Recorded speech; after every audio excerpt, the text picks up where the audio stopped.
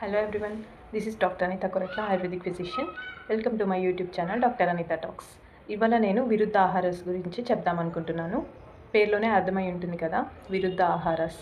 పరస్పరానికి సరిపోని ఆహారాన్ని ఒకేసారి తినడం లేదా సరైన సమయంలో తినకపోవడం వల్ల మనకి శరీరంలోని జీర్ణాగ్ని మందగిస్తుంది.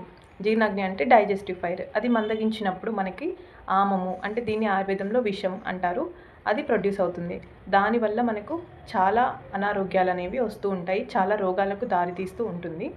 ఇది విరుద్ధాహారస్ అన్నమాట. ఇందులో మనకి 8 రకాలు చెప్పబడింది. ఈ వీడియోలో నేను ఫస్ట్ ఒక 4 రకాలు మీకు ఎక్స్ప్లెయిన్ చేస్తాను. ఫస్ట్ది వచ్చేసి దేశ విరుద్ధ అంటే ప్రదేశానికి తగినట్టుగా ఆహారం తీసుకోకపోవడం.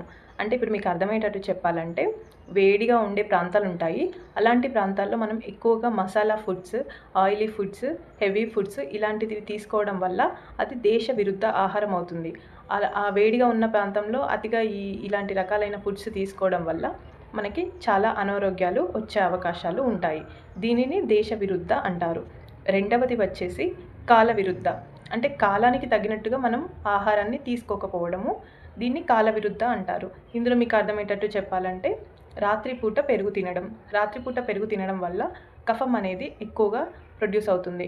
దానివల్ల రికరెంట్గా మనకి కోల్డ్, కాఫ్ ఇలాంటివి వచ్చే అవకాశాలు ఉంటాయన్నమాట.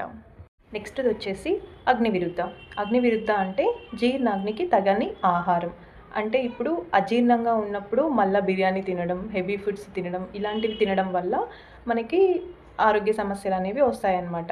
ఆల్రెడీ మనకి అక్కడ ఇండైజెషన్ అనేది ఉంది, అలాంటప్పుడు మళ్ళీ హెవీ ఫుడ్స్ తీసుకోవడం వల్ల వచ్చే ఆరోగ్య సమస్యలు అనమాట. దీనిని అగ్ని విరుద్ధ అంటారు. నెక్స్ట్ ఫోర్త్ది వచ్చేసి మాత్ర విరుద్ధ అంటే పరిమాణంకి తగని ఆహారం. అంటే కొన్ని పదార్థాలని మనం సమానంగా తీసుకోవడం వల్ల అది విషంలో మారుతుంది. విషం అంటే ఏంటంటే ఇక్కడ ఆమాన్ని అన్డైజెస్టెడ్ ఫుడ్ని ఆమం అంటారు ఆయుర్వేదంలో. దీనిలో మనకి ఎగ్జాంపుల్ వచ్చేసి నెయ్యి మరియు తేనె, ఈ రెండింటిని సమంగా తీసుకోవడం వల్ల అది విషంగా మారుతుంది అనమాట. విషం అంటే ఇక్కడ ఆమము. దానివల్ల మళ్ళీ మనకి చాలా ఆరోగ్య సమస్యలు అనేవి వస్తాయి. సో ఈ రెండు ఎప్పుడైనా తీసుకోవాల్సి అవసరం వచ్చినప్పుడు రెండింటిని సమానంగా కాకుండా ఒకటి 1 టీ స్పూన్ తీసుకున్నప్పుడు ఇంకొకటి 2 టీ స్పూన్స్ అట్లా తీసుకోవడం వల్ల ఇలాంటివి రాకుండా ఉంటాయి. మరికొన్ని విరుద్ధాహారస్ గురించి నెక్స్ట్ వీడియోలో చెప్తాను. ఈ వీడియో కనుక మీకు నచ్చినట్లయితే లైక్ చేయండి, షేర్ చేయండి అండ్ సబ్స్క్రైబ్ చేసుకోండి. Until the next video, by.